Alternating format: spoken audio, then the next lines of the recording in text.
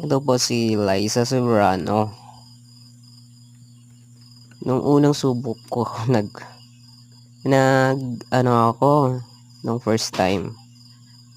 Naglagay ako ng mga grade. Pero, hindi pa ako sanay nun na mag-grade. Yung sanay ako dun sa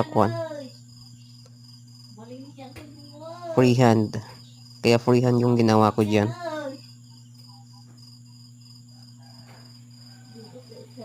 Ayan. Mas maganda yung freehand. Mas maganda yung outcome yung freehand kaysa sa